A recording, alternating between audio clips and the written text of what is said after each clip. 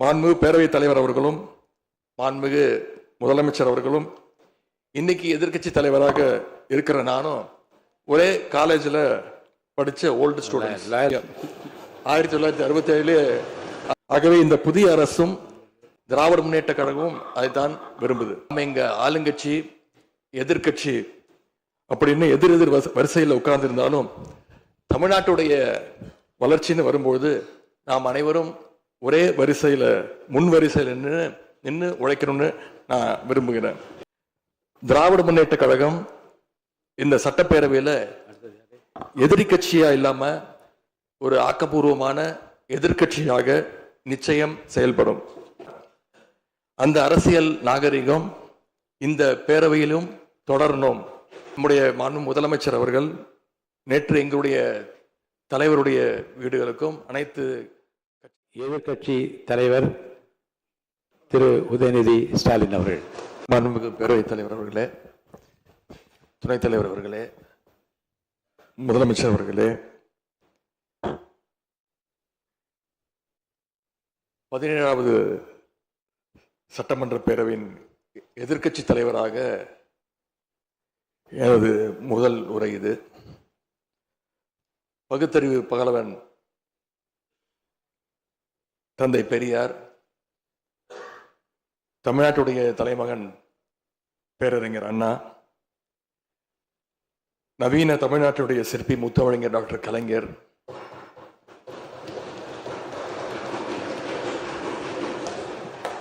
இந்தியாவுக்கே வழிகாட்டிய திராவிட மாடல் ஆட்சியை தந்த திராவிட முன்னேற்ற கழகத்துடைய தலைவர் திரு முத்துவேல் கருணாநிதி ஸ்டாலின் என எங்களுடைய தலைவர்களை எல்லாம் வணங்கி என்னுடைய இந்த உரையை துவங்குகின்றேன். முதல்ல என்னை 2வது முறையாக தேர்ந்தெடுத்து இந்த சட்டமன்றத்திற்கு அனுப்பிய என்னுடைய சேப்பாக்கம் திருவல்லிக்கேணி தொகுதி மக்களுக்கு என்னுடைய நன்றியை நான் இங்கே தெரிவித்துக் கொள்கின்றேன். அதே போல எங்கள் தலைவர் தலைமையிலான திராவிட முன்னேற்ற கழகத்துடைய கூட்டணிக்கு 1,52,82,782 வாக்குகளை தந்த தமிழ்நாட்டு மக்களுக்கு என்னுடைய நன்றியை நான் தெரிவித்துக் கொள்கின்றேன். அதேபோல எங்களுடைய கூட்டணி சட்டமன்ற உறுப்பினருடைய வெற்றிக்காக உழைத்த திராவிட முன்னேற்ற கழகத்துடைய அனைத்து நிர்வாகிகளுக்கும், முத்தமிழறிஞர் டாக்டர் கலைஞருடைய உயிரினும் மேலான அன்பு உடன்பிறப்புகளுக்கும், தோழமை இயக்க தலைவர்களுக்கும் தொண்டர்களுக்கும் என்னுடைய நன்றியை நான் தெரிவிச்சுக்கிறேன்.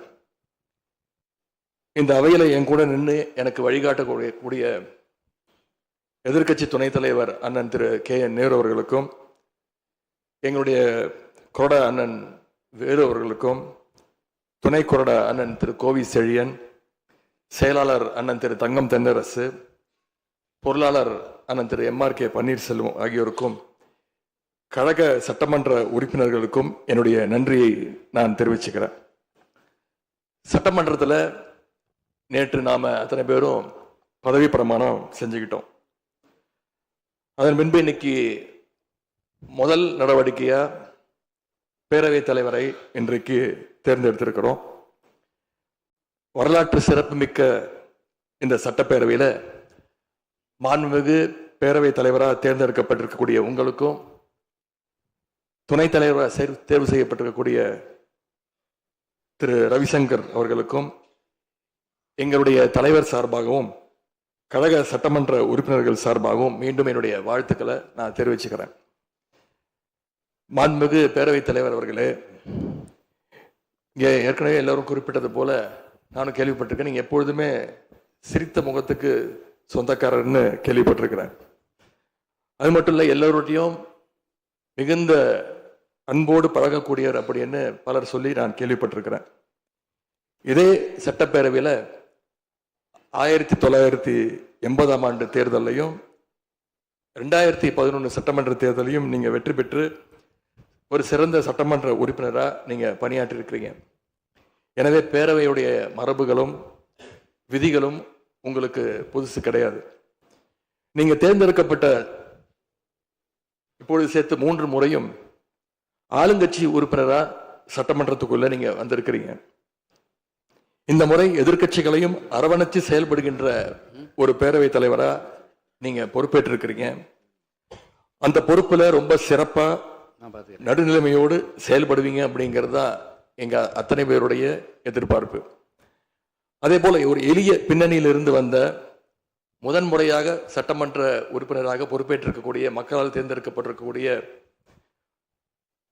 திரு மாண்புமிகு ரவிக்குமார் அவர்கள் பேரவையினுடைய துணைத் தலைவராக உங்களுக்கு உறுதுணையாக இருந்து இந்த அவையை வழிநடத்துவார் அப்படின்னு நாங்கள் அத்தனை பேரும் நம்புகிறோம். மாண்புமிகு பேரவைத் தலைவர் அவர்களே, நம்முடைய மாண்பு முதலமைச்சர் அவர்கள் நேற்று எங்களுடைய தலைவருடைய வீடுகளுக்கும் அனைத்து கட்சி தலைவருடைய வீடுகளுக்கும் சென்று வாழ்த்துக்கள்லாம் பெற்றுக்கிட்டு போனார். அந்த அரசியல் நாகரிகம் இந்த பேரவையிலும் தொடரணும் அப்படிங்கிறதா எங்களுடைய எண்ணம், எதிர்பார்ப்பு. ஏற்கனவே நான் சொல்லியிருந்தாலும் மறுபடியும் சொல்ல விரும்புகிறேன். திராவிட முன்னேற்ற கழகம் இந்த சட்டப்பேரவையில் எதிரி கட்சியா இல்லாம ஒரு ஆக்கப்பூர்வமான எதிர்கட்சியாக நிச்சயம் செயல்படும். எங்க தலைவர் அவர்கள் சொன்ன மாதிரி திராவிட முன்னேற்ற கழகம் என்னைக்குமே ஒரு ஆக்க சக்தி தான். மாண்புமிகு பேரவைத் தலைவர்களே, இந்த பேரவைக்குன்னு ஒரு மிகப்பெரிய வரலாறு இருக்கு. இன்னைக்கு இந்தியாவில் பண்பாட்டு ரீதியாகவும் பொருளாதார ரீதியாகவும் தமிழ்நாடு சிறப்பாக முன்னேறி இருக்கு அப்படின்னா இந்த பேரவையில் நடந்த விவாதங்கள், எடுக்கப்பட்ட முடிவுகள், இயற்றப்பட்ட சட்டங்கள், நிறைவேற்றப்பட்ட தீர்மானங்கள் இதெல்லாம் தான் ஒரு காரணம். பிற மாநிலங்களுக்கெல்லாம் ஒரு எடுத்துக்காட்டாக வழிகாட்டக்கூடிய வகையில் செயல்பட்டு இந்தியாவையே திரும்பி பார்க்க வச்ச சட்டமன்ற பேரவை இந்த தமிழ்நாட்டு சட்டமன்ற பேரவை. அப்படிப்பட்ட இந்த பேரவையில் ஆரோக்கியமான ஆக்கப்பூர்வமான விவாதங்களுக்கு இடம் கொடுத்து ஜனநாயக மாண்புகளுக்கு முக்கியத்துவம் கொடுத்து பேரவைத் தலைவர் அவர்கள் என்றைக்கும் நடுநிலைமையோடு செயல்பட வேண்டும் என்று நாங்கள் அனைவரும் விரும்புகின்றோம். நாம் எங்க ஆளுங்கட்சி எதிர்கட்சி அப்படின்னு எதிர் வரிசையில் உட்கார்ந்திருந்தாலும் தமிழ்நாட்டுடைய வளர்ச்சின்னு வரும்போது நாம் அனைவரும் ஒரே வரிசையில் முன் வரிசையில் நின்று உழைக்கணும்னு நான் விரும்புகிறேன். அதைத்தான் தமிழ்நாட்டு மக்களும் எதிர்பார்த்துக்கிட்டு இருக்கிறாங்க, விரும்புகிறாங்க. திராவிட முன்னேற்ற கழகமும் அதைத்தான் விரும்புது. எங்களுடைய தலைவர் அவர்கள் கடந்த 5 ஆண்டுகள்ல அடிக்கடி சொல்ற ஒரு வார்த்தை, இது எனது அரசு அல்ல நமது அரசு என்று எங்களுடைய தலைவர் அவர்கள் அடிக்கடி சொல்லுவார். அதை நிரூபிச்சும் காட்டியிருக்கிறார்.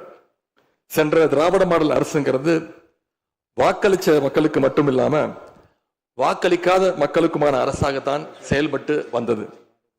ஆகவே இந்த புதிய அரசும் அனைவருக்குமான அரசாக உங்களுக்கு வாக்களிக்காத மக்களுக்குமான அரசாக செயல்படும்னு நான் விரும்புகிறேன். இந்த நேரத்தில் இன்னொரு விஷயத்தையும் இங்கே நினைவுபடுத்த விரும்புகிறேன். மாண்புமிகு பேரவைத் தலைவர் அவர்களும் மாண்புமிகு முதலமைச்சர் அவர்களும் இன்னைக்கு எதிர்கட்சி தலைவராக இருக்கிற நானும் ஒரே காலேஜில் படித்த ஓல்டு ஸ்டூடெண்ட்ஸ். ஒரே காலேஜில் நாம் படிச்சிருந்தாலும் அரசாங்கத்தை நடத்துறதுல திமுக தான் சீனியர் பேட்ச். அது உங்களுக்கு தெரியும். 1967 ஆட்சிக்கு வந்தது திமுக தான். நாங்கள் தான் சீனியர்ஸ். அந்த அடிப்படையில் எங்களுடைய நாலேஜையும் எக்ஸ்பீரியன்ஸையும் நாங்கள் ஷேர் பண்ணிக்க ரெடியாக இருக்கோம். அதை ஏற்றுக்க நீங்களும் தயாராக இருங்க. ஏன்னா நமக்கு எப்பவுமே தமிழ்நாட்டு மாநிலத்துடைய நலன்தான் மிக மிக முக்கியம். மாண்புமிகு பேரவைத் தலைவர் அவர்களே, நீங்கள் போட்டியின்றி தேர்வாகியிருக்கீங்க. மாண்புமிகு முதலமைச்சரும் எதிர்கட்சி தலைவரான நானும் உங்களை அவை முன்னவரும் இந்த இருக்கையில் அமர வச்சிருக்கிறோம். இன்னைக்கு உங்கள் கையை பிடிச்சி அழைச்சிட்டு வந்து உட்கார வச்சிருக்கிறோம். இனி எங்கள் 2 தரப்பையும் நீங்கள் தான் கையை பிடிச்சி அரவணைச்சு கோவம் இல்லாமல் கோவப்படாமல், நீங்கள் கோவப்பட மாட்டீங்கன்னு தெரியும், உங்களை கோவப்படுத்துகிற மாதிரி எந்த செயலையும் நாங்கள் செய்ய மாட்டோம். சட்டமன்ற ஜனநாயகத்தில் ஆளுங்கட்சி காதுகளாகவும் எதிர்கட்சி குரலாகவும் இருக்க வேண்டும். அதில் தான் இந்த அவையுடைய பெருமை நிச்சயம் அடங்கியிருக்கு. பொதுவா இதுக்கு முந்தைய சட்டமன்ற பேரவை எடுத்துக்கிட்டா ஆளுங்கட்சி வரிசையில அதிக உறுப்பினர்களும் எதிர்க்கட்சி வரிசையில அதை விட குறைவான உறுப்பினர்களும் இருப்பாங்க. ஆனா இந்த முறை கிட்டத்தட்ட ஆளுங்கட்சிக்கு இணையான எதிர்க்கட்சி வரிசை வலிமையா இன்னைக்கு அமைஞ்சிருக்கு. அதுதான் இந்த பேரவையுடைய இன்னொரு கூடுதல் சிறப்பு. இதன் மூலமா தமிழ்நாட்டு மக்கள் ஒரு முக்கியமான செய்தியை நமக்கு சொல்லி இருக்கிறாங்க. அது என்னன்னா, எதிர்க்கட்சி வரிசை மிக மிக வலிமையாக இருந்து இந்த அரசை, புதிய அரசை வழிநடத்தணும், ஆக்கப்பூர்வமான விமர்சனங்களை முன்வைக்கணும் அப்படின்னு மக்கள் நமக்கு சொல்லி இருக்கிறாங்க. நான் நம்புறேன். ஆகவே மக்களுடைய எண்ணத்தை பிரதிபலிக்கிற மாதிரி எங்களுடைய பணிகள் நிச்சயம் இருக்கும். மாண்புமிகு பேரவைத் தலைவர் அவர்களே, இந்த அரசு பொறுப்பேற்ற நிகழ்ச்சியில் நடந்த ஒரு நிகழ்வை இங்க நான் சுட்டிக்காட்ட விரும்புகின்றேன். ஏற்கனவே சுட்டிக்காட்டியிருக்கிறாங்க. அந்த நிகழ்ச்சியில தமிழ்தாய் வாழ்த்து 3வது இடத்துக்கு தள்ளப்பட்டிருக்கு. இது தமிழ்நாட்டு மக்கள் மத்தியில மிகப்பெரிய ஒரு கோபத்தையும் அதிர்ச்சியையும் ஏற்படுத்தியிருக்கு. அதை எதிர்க்கட்சிகள் எல்லோரும் விமர்சிச்சிருக்கிறோம். அதுக்கு ஆளுங்கட்சியும் ஒரு விளக்கத்தையும் கொடுத்திருக்கிறாங்க, நானும் பார்த்தேன். எங்களோட கருத்து என்ன அப்படின்னா, பாஜக ஆட்சிக்கு வந்திருக்கக்கூடிய மேற்கு வங்க மாநிலத்துல பதவியேற்பு நிகழ்ச்சியின் போது வந்தே மாதரம் பாட்டு பாடப்படலை. ஆனா இங்க தமிழ்நாட்டுல அது பாடப்பட்டிருக்கு. மேற்கு வங்கத்துல இன்னைக்கு யாரு ஆளுநரா போய் உட்கார்ந்துருக்காங்க அப்படின்னு உங்க அத்தனை பேருக்கும் தெரியும், நான் சொல்ல வேண்டிய அவசியம் இல்லை. அவர் இங்க ஆளுநரா இருந்தப்போ தமிழ்நாடு சட்டமன்ற பேரவையில தமிழ்தாய் வாழ்த்துக்கு முன்னாடி தேசிய கீதம் பாடணும்னு பேரவையினுடைய மரபையே மாத்த சொன்னவர் தான் இன்னைக்கு மேற்கு வங்கத்தில் ஆளுநரா இருக்கிறார். அதை நாங்க உறுதியா, எங்களுடைய தலைவர் அப்போதைய முதலமைச்சர் உறுதியா மறுத்தார். அதனால 2023ஆம் ஆண்டு முதல் தொடர்ந்து 3 வருஷம் அவர் பேரவையிலிருந்து வெளிநடப்பு செஞ்சுட்டு போன காட்சிகளை எல்லாம் நீங்களும் பார்த்திருப்பீங்க. இதன் மூலமா நாங்க சொல்ல வர்றது, அடுத்து விரைவிலேயே இந்த பேரவையில ஆளுநர் உரை நிகழ்த்த இருக்கிறார். ஆகவே ஏற்கனவே உங்களுடைய அரசினுடைய பதவியேற்பு விழாவில் நடந்த அந்த சம்பவம், அந்த தவறு மீண்டும் இந்த பேரவையில நடப்பதற்கு நீங்க அனுமதிக்க கூடாது. நாங்கள் அனுமதிக்க மாட்டோம். பேரவையில் மட்டுமல்ல, தமிழ்நாட்டில் நடக்கக்கூடிய எந்த நிகழ்ச்சியாக இருந்தாலும் சரி, அரசு நிகழ்ச்சியாக இருந்தாலும் சரி, எந்த நிகழ்ச்சியாக இருந்தாலும் சரி, தமிழ்தாய் வாழ்த்து என்றைக்கும் 2வது இடத்திற்கு நாம தள்ளி போக விடக்கூடாது. இந்த அரசு அதற்கு அனுமதிக்க கூடாது என்று நான் இங்கே கேட்டுக்கொள்கின்றேன். ரொம்ப விழிப்போடு இருந்து நம்முடைய உரிமையை, மரபை பாதுகாக்கணும்னு உங்களை எல்லாம் வலியுறுத்தி நான் கேட்டுக்கொள்கின்றேன். மாண்பு பேரவைத் தலைவர் அவர்களே, வண்டிக்கு பிரேக் எப்படியோ, ஒரு காலைக்கு மூக்கனாங்கயிறு எப்படியோ, அப்படிதான் ஆளுங்கட்சிக்கு எதிர்க்கட்சி அப்படின்னு பேரறிஞர் அண்ணா அவர்கள் நமக்கு சொல்லியிருக்கிறார். ஆகவே பேரறிஞர் அண்ணா சொன்ன வழியில ஆளுங்கட்சியினுடைய செயல்பாட்டை உற்று நோக்கி உங்களுடைய நிறைகளை, குறைகளை சுட்டு காட்டுகின்ற ஒரு ஆக்கப்பூர்வமான எதிர்க்கட்சியாக நாங்கள் நிச்சயமாக செயல்படுவோம். இந்த அவைக்கு புதியவங்க, ஃபர்ஸ்ட் டைம் எம்எல்ஏஸ் நிறைய பேர் வந்திருக்கிறீங்க, அதுல மிகுந்த மகிழ்ச்சி. அதே போல ரொம்ப வருடங்களுக்கு பிறகு நிறைய பெண் சட்டமன்ற உறுப்பினர்கள் இங்க இடம்பெற்றிருக்கிறீங்க, அதுல எங்களுக்கு கூடுதல் மகிழ்ச்சி. அத்தனை பேருக்கும் மீண்டும் என்னுடைய வாழ்த்துக்கள். தமிழ்நாட்டுடைய உரிமைகளுக்காகவும் வளர்ச்சிக்காகவும் நாம எல்லாரும் சேர்ந்து ஒன்னா பயணிப்போம். எது எப்படி ஆனாலும் திராவிட இயக்கத்தினுடைய அடிப்படை கொள்கைப்படி எல்லோருக்கும் எல்லாம் கிடைக்கிறதை உறுதி செய்கின்ற வகையில எதிர்க்கட்சி வரிசையில இருந்து நாங்கள் நிச்சயம் செயல்படுவோம். நடந்து முடிந்த தேர்தலில் ஆட்சி அமைப்பதற்கான பெரும்பான்மையை ஆளுங்கட்சிக்கு மக்கள் வழங்காமல் போனாலும் திராவிட முன்னேற்ற கழகத்துடைய தலைமையில் தேர்தலை சந்திச்சு வென்ற தோழமை இயக்க சட்டமன்ற உறுப்பினருடைய ஆதரவோடு ஆட்சி அமைத்திருக்கக்கூடிய புதிய அரசிற்கும் மாண்பு முதலமைச்சர் அவர்களுக்கும் என்னுடைய வாழ்த்துக்களை நான் மீண்டும் தெரிவித்துக் கொள்கின்றேன். மாண்புமிகு பேரவைத் தலைவர் அவர்களுக்கும் பேரவை துணைத் தலைவர் அவர்களுக்கும் என்னுடைய நன்றி. உங்களுடைய பணிகள் சிறக்கட்டும். மீண்டும் என்னுடைய வாழ்த்துக்களை தெரிவித்துக் கொள்கிறேன். நன்றி, வணக்கம். வெல்க தமிழ், வாழ்க தமிழ்நாடு. மக்களை பிரிக்கும் சனாதானம் நிச்சயம் ஒழிக்கப்பட வேண்டும். நன்றி, வணக்கம். மாண்புமிகு முதலமைச்சர் அவர்கள்.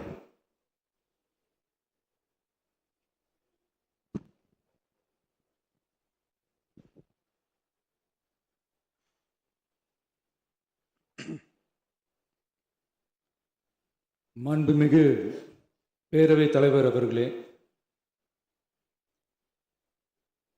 மக்களே மக்களுக்காக மக்களால் நடத்தும் ஆட்சி மக்களாட்சி என்றார் அமெரிக்க முன்னாள் குடியரசுத் தலைவர் திரு ஆப்ரஹாம் லிங்கன்.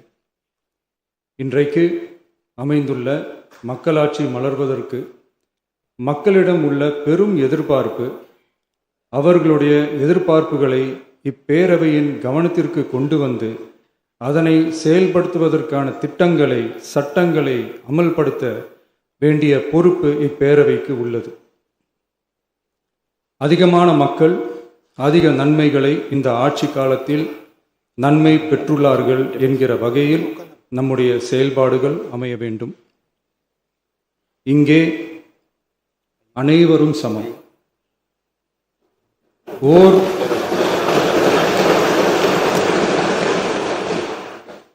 ஓர் உறுப்பினரை கொண்ட கட்சிகள் இங்கே இடம் பெற்றிருந்தாலும் அவர்களுடைய கருத்துகளுக்கும் அதிக எண்ணிக்கை பெற்ற தமிழக வெற்றிக் கழக உறுப்பினர்கள் தெரிவிக்கும் கருத்துகளுக்கும் சமமாகவே மதிப்பளிக்கப்பட்டு நல்லவை ஏற்கப்பட்டு அல்லவை நிராகரிக்கப்பட்டு ஜனநாயகத்தின் இதயமாகவும் மூளையாகவும் இப்பேரவை செயல்பட வேண்டும். அதற்குரிய வகையில் பெருமை வாய்ந்த வரலாற்று சிறப்பு கொண்ட இப்பேரவையை நடத்தி செல்லும் பண்பை பெற்றுள்ளவரையே தமிழக வெற்றிக் கழகம் முன்மொழிந்து தாங்கள் இன்றைக்கு இந்த ஆசனத்தில் அமர்ந்துள்ளீர்கள். மாண்புமிகு பேரவைத் தலைவர் அவர்களே, தாங்கள் பேரவைத் தலைவராக ஒருமனதாக தேர்ந்தெடுக்கப்பட்டுள்ளீர்கள். தங்களை இந்த ஆசனத்தில் மாண்புமிகு பேரவை முன்னவரும் எதிர்க்கட்சி தலைவரும் தங்களுடைய கரங்களை பிடித்து அழைத்து சென்று அமர வைத்தார்கள். இந்த சம்பிரதாயம் எப்படி வந்தது என்று சொன்னால் சுவாரஸ்யமாக இருக்கும். பெரிய வரலாறு சம்பவத்தில் உள்ளது.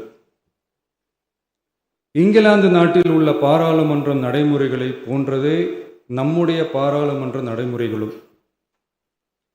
மன்னராட்சி இருந்த காலத்திலேயே அங்க பாராளுமன்றம் இயங்கியுள்ளது. அக்காலத்தில் அனைத்து அதிகாரங்களையும் பெற்ற மன்னரும் இருந்தார், பாராளுமன்றமும் இயங்கியது. அங்கே மன்னர் ஒரு பணியை செய்ய வேண்டும் என்று விரும்புவார். பாராளுமன்றம் அவருடைய விருப்பத்தை பெரும்பாலும் நிராகரிக்கும். மன்னர் விரும்பிய காரியத்தை பாராளுமன்றம் நிராகரித்து விட்டது என்கிற செய்தியை மன்னருக்கு சொல்ல வேண்டியவர் பாராளுமன்ற தலைவர், ஸ்பீக்கர் என்பார்கள். பாராளுமன்றத்தின் கருத்தை மன்னரிடம் சொல்ல வேண்டியவர் ஸ்பீக்கர். அதற்கு துணிவு வேண்டும். சில பணிகளை செய்வதற்குத்தான் பாராளுமன்றத்தின் அனுமதி வேண்டுமே தவிர அந்த ராஜ்யத்தில் உள்ள எந்த பிரஜைக்கும் மரண தண்டனை விதிக்கும் அதிகாரம் மன்னருக்கு உண்டு.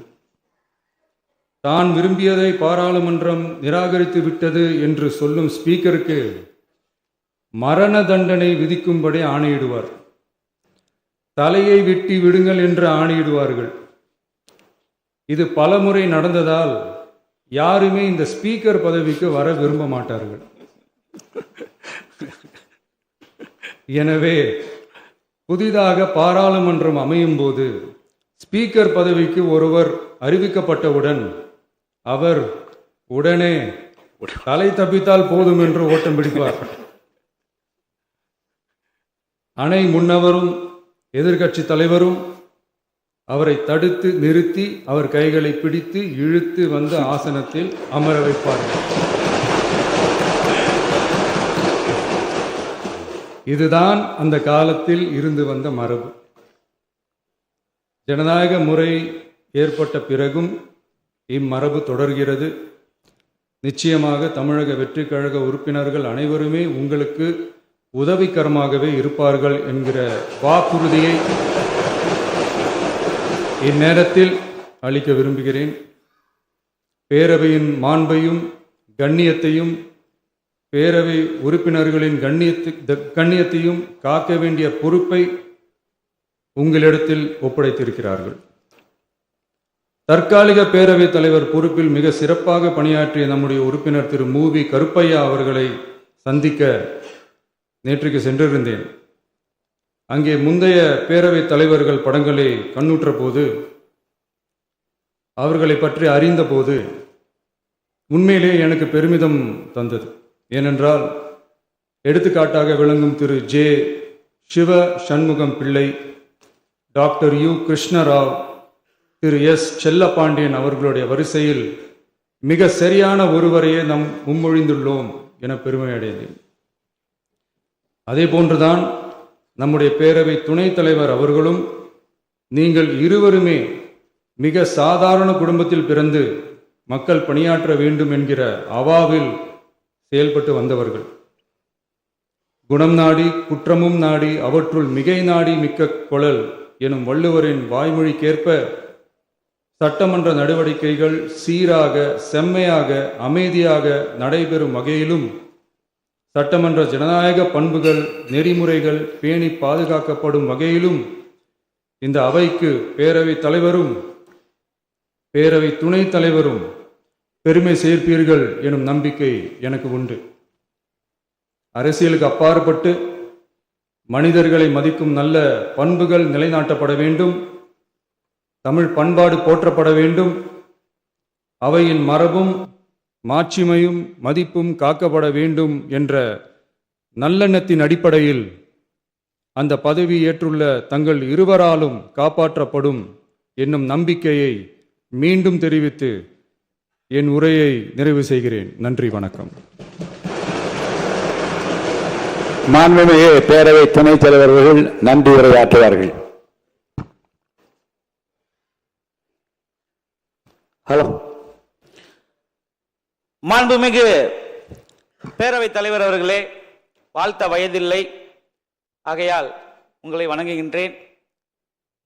வரலாற்று சிறப்புமிக்க இந்த பேரவையினுடைய முதல்வராக இங்கே வீற்றிருக்கக்கூடிய கழகத்தினுடைய தலைவர் அவர்களுக்கும் எதிர்க்கட்சி தலைவர் அவர்களுக்கும் மற்றும் 15,141 வாக்குகள் வித்தியாசத்தில் வெற்றியடைய செய்த மாண்புமிகு முதல்வர் அவர்களுக்கும் என்னுடைய 1000 விளக்கு தொகுதி மக்களுக்கும் என்னுடைய நெஞ்சார்ந்த நன்றியை மலர்களை காணிக்கையாக்குகிறேன். 1980ஆம் ஆண்டு சட்டமன்ற உறுப்பினராக பொறுப்பேற்ற நான் முதல் நாள் இந்த வளாகத்திற்கு வந்தபோது என் தகப்பனார் ஜான் சாமுவேல் அவர்களும் தாயார் கமலம் சாமுவேல் அவர்களும் என் மூத்த அண்ணன் கிருபாகரன் அவர்களும் மூத்த அண்ணன் ஆரோக்கியராஜன் அவர்களும் இங்கே அமைந்துள்ள செயின்ட் மேரிஸ் சர்ச்சுக்கு அழைத்து சென்றார்கள். ஜெபம் செய்த பின்னர் என் பெற்றோர், சிறிய வயதில் பெரிய பொறுப்பு உனக்கு கிடைத்திருக்கிறது, நல்ல பெயர் வாங்க வேண்டும், நம் வீட்டு வாசலில் நின்று நம்ம யாரும் கேள்வி கேட்கக்கூடாது, நீ பெரியவர்களை மதிக்க வேண்டும், தவறான வருவாய் எந்த காலத்திலும் வீட்டுக்குள் வரக்கூடாது, யாருடைய சாபத்திற்கும் நீ ஆளாக கூடாது என்று அறிவுரை கூறி நெற்றியில் சிலுவை அடையாளமிட்டு முதல் நாள் சட்டமன்ற கூட்டத்திற்கு ஒரு எல்கேஜி பிள்ளையை பள்ளிக்கு அனுப்பி வைப்பது போல அனுப்பி வைத்த நாட்களை நான் நினைத்து கொண்டுதான் வளாகத்துக்குள்ளே வந்தேன். 38 ஆண்டுகளாக உன் கண்ணின் இமை போல என்னை காத்து இந்த உயர்வான இடத்திற்கு நான் வர வேண்டும் என்று விரும்பிய என் துணைவியார் கிரேஸ் ஜெயந்திராணி அவர்களை நன்றியோடு நினைக்கிறேன். பொது வாழ்வில் என்னை வளர்த்து உருவாக்கி ஆளாக்கிய பெருமை புரட்சி தலைவர் எம்ஜிஆர் அவர்களுக்கு தான் உண்டு. இதே சட்டமன்ற வளாகத்தில் 84ஆம் ஆண்டு புகாரே இல்லாத சட்டமன்ற உறுப்பினராக உங்களை பார்க்கிறேன். யாரை கேட்டாலும் கண்ணியமானவர், நல்லவர் என்று சொல்கிறார்கள். இந்த நற்பெயரை எப்படி எடுக்க முடிந்தது என்று புரட்சி தலைவர் என்னிடம் கேட்டார். சிறிய வயதில் என்னை சட்டமன்ற உறுப்பினராக ஆக்கினீர்கள், உங்களுக்கு கெட்ட பெயர் வரக்கூடாது என்று கவனமாக நடக்கிறேன் என்று பதில் சொன்னேன். மிகவும் பாராட்டி கொண்டிருந்த சட்டமன்ற பேரவையில் என்னை அனுப்பி வைத்தார். 78ஆம் ஆண்டு அம்பத்தூர் நகரிய கவுன்சிலர், 80ஆம் ஆண்டு சட்டமன்ற உறுப்பினர், 84ஆம் ஆண்டு ஒருங்கிணைந்த 17 தொகுதிகளை உள்ளடக்கிய செங்கல்பட்டு மாவட்டத்திற்கு மாவட்ட செயலாளர், 85ஆம் ஆண்டு முதல் அவர் மறையும் வரை அனைத்து இந்திய அண்ணா திராவிட முன்னேற்ற கழக எம்ஜிஆர் இளைஞரணி செயலாளர் பொறுப்பில் அமர்த்தினார். அவர்தான் எனக்கு வாத்தியார். மனிதநேயம் உட்பட பல ஆளுமை பண்புகளை அவரிடம் நான் கற்றுக்கொண்டேன். எனக்கு ஒரு மகள் இருந்திருந்தால் நான் பிரபாகருக்குத்தான் கொடுத்து வைப்பேன் என்று தமிழ்நாட்டில் முதல் முறையாகவும் கடைசி முறையாகவும் என்னை ஒரு வீட்டு பிள்ளை போல வளர்த்து உருவாக்கிய ஆளாக்கிய புரட்சித் தலைவர் எம்ஜிஆருடைய நினைவுகளை இந்த நேரத்தில் நான் சுமக்கின்றேன். அவர் மறைவுக்கு பிறகு மறைந்த முதல்வர் புரட்சித் தலைவி அம்மா அவர்கள் அன்பையும் நம்பிக்கையும் பெற்று அவரோடு பலமுறை நான் பயணித்திருக்கிறேன். பல முக்கிய முடிவுகள் எடுக்கின்ற அந்த கொள்கை முடிவு கூட்டங்களில் பங்கு பெற்றிருக்கிறேன். மக்கள் தலைவர் மூப்பனார் அவர்களோடு பொதுவாழ்வு பயணம் தொடர்ந்தது. காங்கிரஸ் பேரியக்கத்தின் மாபெரும் தலைவரான அவர் தனி இயக்கம் கண்டபோது அவரின் அரசியல் தனி செயலாளராக பணியாற்றினேன். எனக்கு கிடைத்திருக்கிற மிகப்பெரிய சொத்து ஜேசிடி பிரபாகர் என்று பொது மேடையில் அவர் என்னை பாராட்டி பேசினார். மீண்டும் புரட்சி தலைவி அம்மா அவர்களின் தலைமையில் திராவிட முன்னேற்ற அனைத்து இந்திய அண்ணா திராவிட முன்னேற்ற கழகத்தின் முதுபெரும் தலைவர் அவருடைய தேர்தல் நேரத்திலே எதிர்த்து 2011ஆம் ஆண்டு வில்லிவாக்கம் தொகுதியில் வெற்றி பெறுகிற வாய்ப்பை இறைவன் எனக்கு அளித்தார். சிட்கோ தமிழ்நாடு சிறுதொழில் வளர்ச்சி கழகத்தின் தலைவராக 3 ஆண்டுகளும் பணியாற்றினேன். 2013ஆம் ஆண்டு அகில இந்திய செஸ் சம்மேளனத்தின் தலைவராக இருந்தபோது இந்தியாவில் முதல் முறையாக அகில உலக செஸ் போட்டியை சென்னையில் நடத்துவதற்கு மாண்புமிகு அம்மா அவர்கள் 29 கோடி ரூபாய் நிதி அளித்து அந்த போட்டியை என் முன்னிலையில் நடத்துவதற்கு, அந்த வரலாற்று சிறப்புமிக்க இந்தியாவிலே முதல் முறையாக நடத்துவதற்கு காரணமாக அமைந்த அந்த நிகழ்வு என் நெஞ்சத்தில் நீங்காது இருக்கிறது. 2016ஆம் ஆண்டு சட்டமன்ற உறுப்பினர் தேர்தலில் நான் வெற்றி வாய்ப்பை இழந்தபோது கொளத்தூர் தொகுதியில் புரட்சி தலைவி அம்மா அவர்கள் என்னிடம், தேர்தல் பணியை சிறப்பாக செய்தீர்கள், உங்கள் எதிர்காலம் பிரகாசமாக இருக்கிறது, எதை பற்றியும் கவலைப்பட வேண்டாம், நான் உங்களுடனே இருக்கிறேன் என்று என்னிடம் சொல்லி என்னை அழைத்து காரை நிறுத்தி இதை சொல்லி என்னை உற்சாகப்படுத்திய நினைவு என் நெஞ்சத்தில் நீங்காது இருக்கிறது. கடந்த 2 ஆண்டுகளில் ஏற்பட்ட அரசியல் புரட்சி என்றே சொல்லலாம். ஆம், தமிழக வெற்றி கழகம் ஒரு புதிய சக்தியாக பிரசவித்தது. மாற்றத்திற்கான மக்களின் விருப்பம், இளைஞர்களின் அரசியல் பங்கேற்பு, நல்லாட்சிக்கான எதிர்பார்ப்பு ஆகியவற்றின் வெளிப்பாடாக இந்த இயக்கம் வளர்ச்சி பெற்றது. இளைஞர்கள், பெண்கள், தொழிலாளர்கள் மற்றும் சாதாரண மக்களின் எதிர்பார்ப்புகளை, சாதி மதமற்ற சமூகத்தை உருவாக்க வேண்டிய கடப்பாட்டினை நிறைவேற்ற இவர் ஒருவரால் மட்டும்தான் என்று முடியும் என்று நினைத்த மக்களின் உயிர்ப்பாக நம்முடைய முதலமைச்சர் அவர்கள் திகழ்ந்தார்கள். புரட்சி தலைவர் எம்ஜிஆர், புரட்சி தலைவி அம்மா ஆகியோர் மறைவுக்கு பிறகு ஒரு சரியான தலைமையை தேடி என் மனம் தவித்தது. மீண்டும் ஒரு எம்ஜிஆர் நமக்கு கிடைக்க மாட்டாரா என்று என் மனம் ஏங்கியது. அந்த ஏக்கத்தை, அந்த தவிப்பை போக்கிய மாபெரும் தலைவர் தான் நம் முன்னாலே அமர்ந்திருக்கின்ற வாழும் எம்ஜிஆர், மக்களின் மகத்தான தலைவராக பரிணமிக்கும் மாண்புமிகு முதலமைச்சர் தளபதி விஜய் அவர்கள். அவர் எனக்கு மட்டுமல்ல, நாட்டு மக்களின் குறைகளை தீர்க்கிற, கண்ணீரை துடைக்கிற, தமிழக மக்களுக்கு கிடைத்திருக்கிற மாபெரும் சக்தியாக நீங்கள் எல்லாம் இங்கே பாராட்டி பேசினீர்களே. வந்தார், எதிர்க்கட்சிகளை எல்லாம் சந்தித்தார்.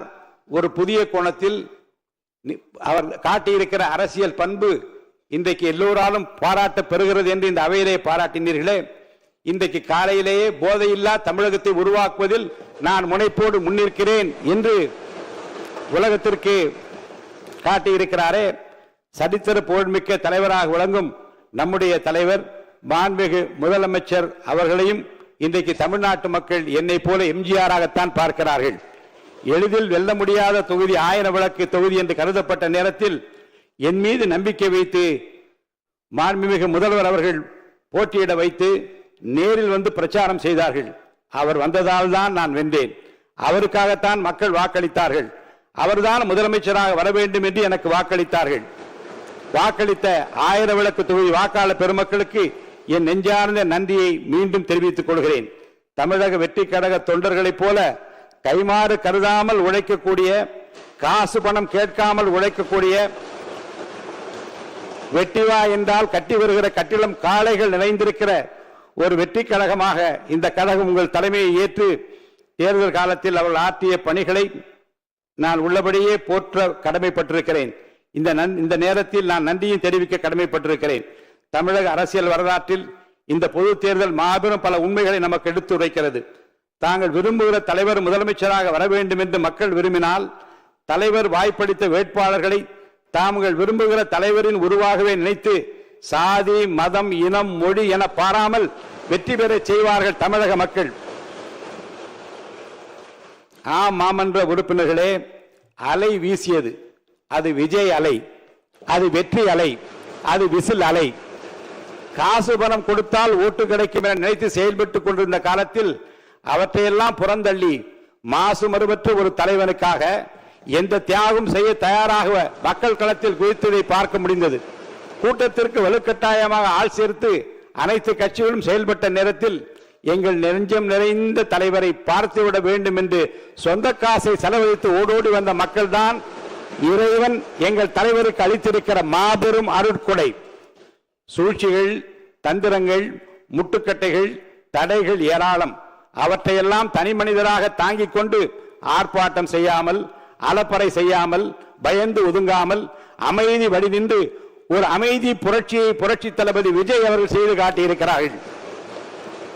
ஆட்சியிலும் பங்கு, அதிகாரத்திலும் பங்கு என்ற அறைகோள் விடுத்தும் செவிசாயா நிலையில் இருந்த கட்சிகளின் எண்ணங்களையும் தொடர்ந்து சோர்ந்து போக செய்யும் வகையில் வந்த தேர்தல் கணிப்புகளையும் பொய்யாக்கி கூட்டணி இல்லாமல் தனி மனிதராக மக்களோடு மட்டும் கூட்டணி வைத்து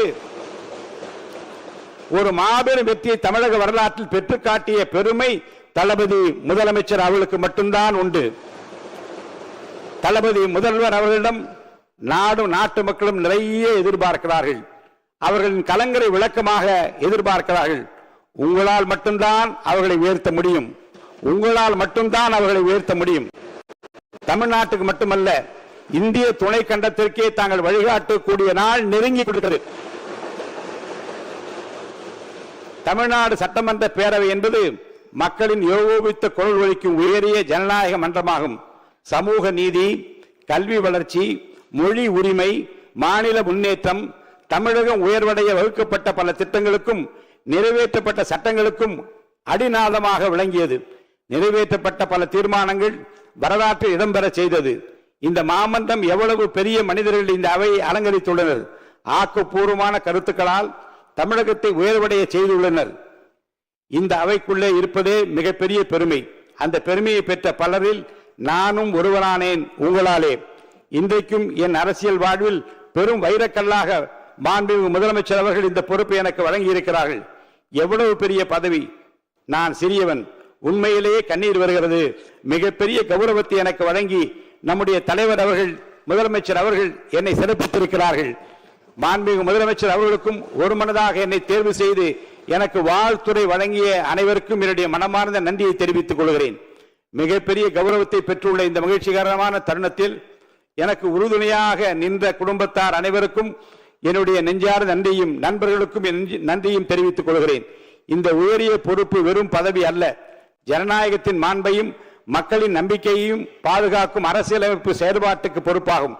இந்த நாற்காலில் அமர்ந்த பின் நான் எந்த கட்சிக்கும் சார்பில்லாமல் முழு அவையின் தலைவராக செயல்படுவேன். ஆளும் தரப்பிற்கும் எதிர்கட்சிக்கும் சம வாய்ப்பும் உரிமையும் வழங்கப்படும். எதிர்கருத்துகளும் ஜனநாயகத்தில் வலிமை என்பதை மனதில் கொண்டு தரமான விவாதங்களுக்கு நான் ஊக்கமளிப்பேன். தமிழக மக்கள் நம்மை அரசியல் மோதலுக்காக அல்ல, மக்கள் பிரச்சனைக்கான தீர்வுகளை உருவாக்குவதற்காக அவைக்கு அனுப்பியுள்ளனர். எனவே நாம் அனைவரும் அவையின் மாண்பை பாதுகாப்போம், தரமான விவாதங்களை வைப்போம், தனிப்பட்ட விமர்சனங்களை தவிர்ப்போம், மக்கள் நல சட்டங்களை முன்னிலைப்படுத்துவோம். இந்த அவை இந்தியாவிற்கு முன்மாதிரியாக திகழ்ந்தது, அது திகழ வேண்டும் என்பதில் நாம் அனைவரும் ஒன்றாக பணியாற்ற வேண்டும் என்று அனைவரையும் பணிவன்புடன் கேட்டுக்கொள்கிறேன். தமிழ் மொழி நமது அடையாளம் மட்டுமல்ல, அது நமது சிந்தனை மற்றும் பண்பாட்டின் மரபின் உயிராகும். இந்த அவையில் தமிழ் மொழி மேலும் வளமுடன் பயன்பட வேண்டும் என்பதில் நான் உறுதியாக இருக்கிறேன். சொல்லுக சொல்லை பிரிதோர் சொல், அச்சொல்லை வெல்லுஞ்சொல் இன்மை அறிந்து என்று திருவள்ளுவரின் வாக்கிற்கிணங்க இந்த அவையில் பேசப்படும் ஒவ்வொரு சொல்லும் மக்களுக்கு பயனளிக்கும் உயரிய சொல்லாக அமைதல் வேண்டும். அந்த வகையில் மாண்புமிகு உறுப்பினர் அனைவரும் செயல்பட வேண்டும் என்று நான் உங்களை வேண்டி கேட்டுக் கொள்கிறேன். காகிதமில்லா சட்டமன்ற நடைமுறைகள், டிஜிட்டல் தகவல் பரிமாற்றம் மற்றும் தொழில்நுட்ப வசதிகள் மூலம் தமிழ்நாடு சட்டமன்றம் இந்தியாவில் தொழில்நுட்பத்திலும் முன்னணி சட்டமன்றமாக திகழ வேண்டும். நீண்ட அனுபவமிக்க நம்முடைய பேரவை முதன்மை செயலாளர் உள்ளிட்ட சட்டமன்ற செயலக அதிகாரிகள் மற்றும் பணியாளர்கள் இந்த அவையின் செயல்பாடுகளுக்கு வலுவான ஆதாரமாக தொடர்ந்து செயல்படுவார் என்று நான் உறுதியாக நம்புகிறேன். சட்டமன்ற நடவடிக்கைகளை மக்களிடம் கொண்டு சேர்க்கும் ஊடகங்களின் பங்களிப்பும் பாராட்டத்தக்க வகையில் அமையும் என என்னுடைய விருப்பத்தை தெரிவித்து, இந்த அவையின் உண்மையான எஜமானர்கள் மக்கள்தான். கிராமம் முதல் மாநகரம் வரை, விவசாயி முதல் தொழிலதிபர் வரை, இளையோர் முதல் முதியோர் வரை அனைத்து தரப்பினரின் நலனும் இந்த அவையின் சிந்தையாக அமைதல் வேண்டும்.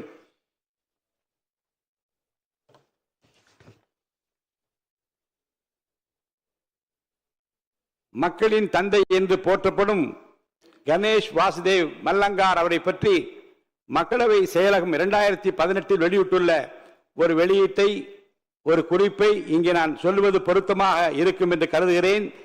தமிழ் படுத்தி அதை நான் வாசிக்கின்றேன். தமிழிலே கூற வேண்டுமெனில், மாவலங்காரின் பங்கு அவையின் நடவடிக்கைகளை நெறிப்படுத்துவோராகவோ எளிதாக்குவோராகவோ மட்டுமல்லாமல் இந்த நிலத்தின் கலாச்சாரம் மற்றும் நெறிமுறைகளுக்கு ஏற்ற விதிகள், நடைமுறைகள், மரபுகள் மற்றும் பழக்க வழக்கங்களை நிறுவும் பொறுப்பை பெற்ற ஒரு ராஜதந்திரியாக, முன்னோடியாக மற்றும் நிறுவன தந்தையாக இருந்து அவரை